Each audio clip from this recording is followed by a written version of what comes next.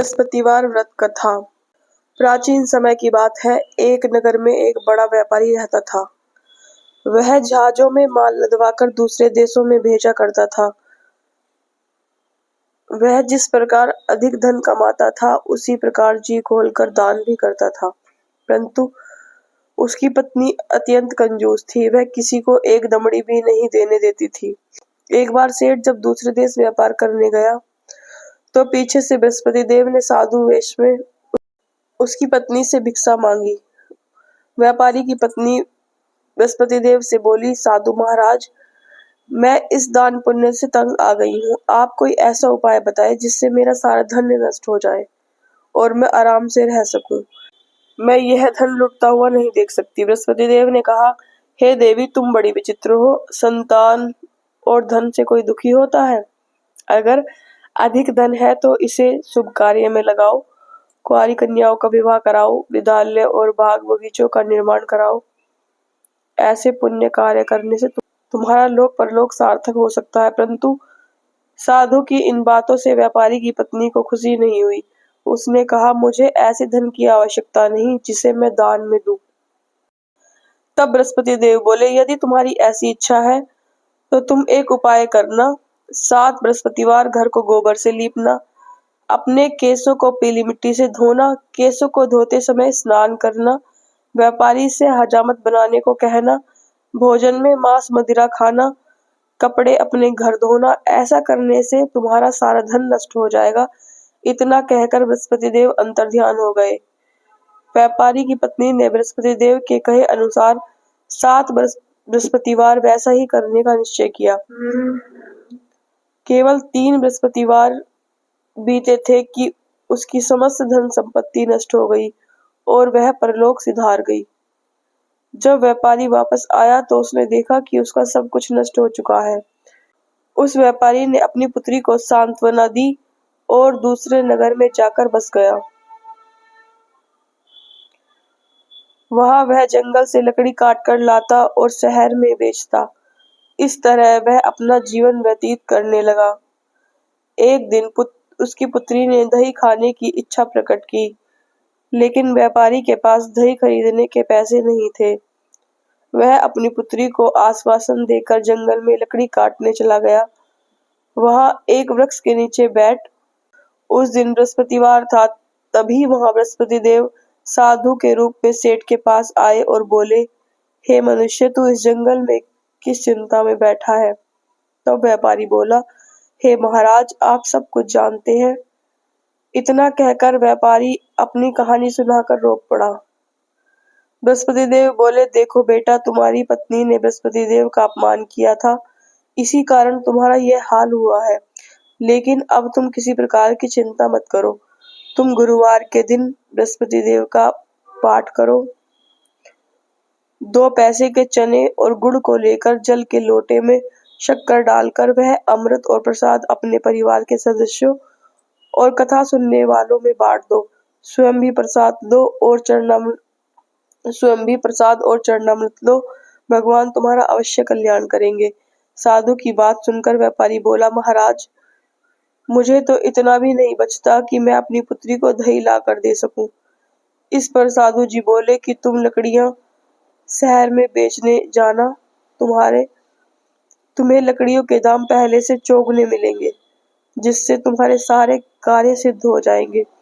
उसने लकड़ियां काटी और शहर में बेचने के लिए चल पड़ा।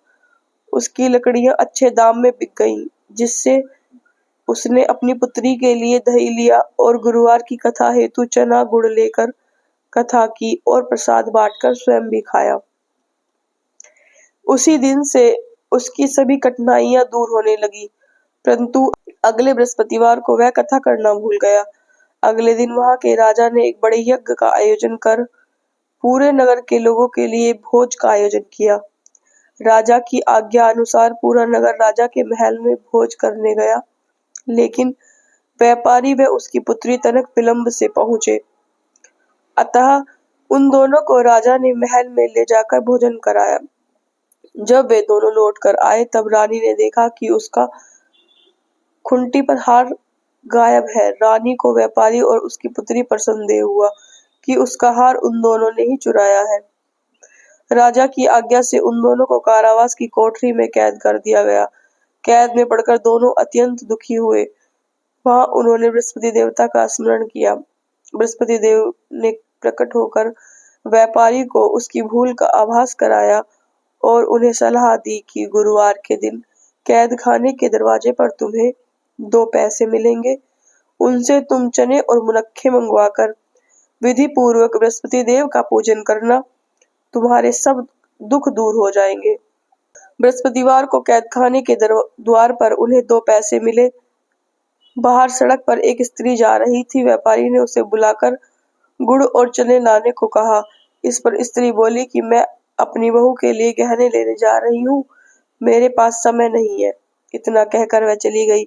थोड़ी देर बाद वहां एक और स्त्री निकली। व्यापारी ने उसे बुलाकर कहा कि बहन, मुझे बृहस्पतिवार की कथा करनी है, तुम मुझे 2 पैसे का गुड़ चना ला दो।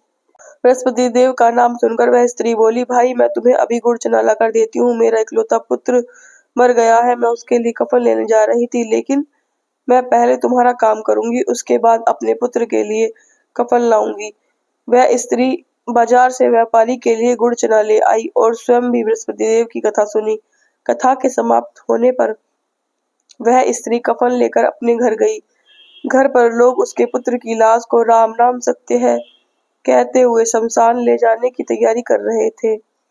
स्त्री बोली, मुझे अपने लड़के का मुख देख लेने दो। अपने पुत्र का मुख देखकर उस स्त्री ने उसके मुख में प्रसाद और चरणामृत डाला। प्रसाद और चरणामृत के प्रभाव से वह पुनः जीवित हो गया।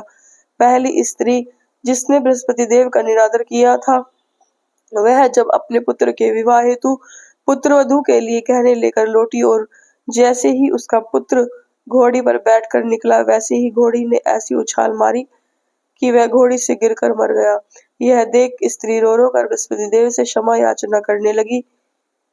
उसी स्त्री की याचना से बृहस्पति देव साधु वेश में वहां पहुंचकर कहने लगे, देवी, तुम्हें अधिक विलाप करने की आवश्यकता नहीं है। यह बृहस्पति देव का अनादर करने के कारण हुआ है।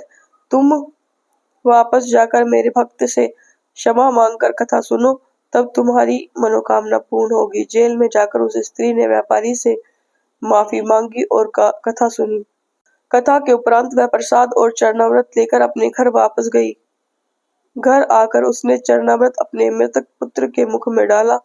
चरणामृत के प्रभाव से उसका पुत्र जीवित हो उठा। उसी रात बृहस्पति देव राजा के सपने में आए और बोले, हे राजन, तूने जिस व्यापारी और उसकी पुत्री को जेल में कैद कर रखा है, वह बिल्कुल निर्दोष है। तुम्हारी रानी का हार वहीं खूंटी पर टंगा है। दिन निकला तो राजा रानी ने हार खूंटी पर लटका हुआ देखा। राजा ने उस व्यापारी और उसकी पुत्री को रिहा कर दिया और उन्हें आधा राज्य देकर उसकी पुत्री का विवाह उच्च कुल में करवाकर दहेज में हीरे जवाहरात दिए। बोल बृहस्पति देव भगवान की जय।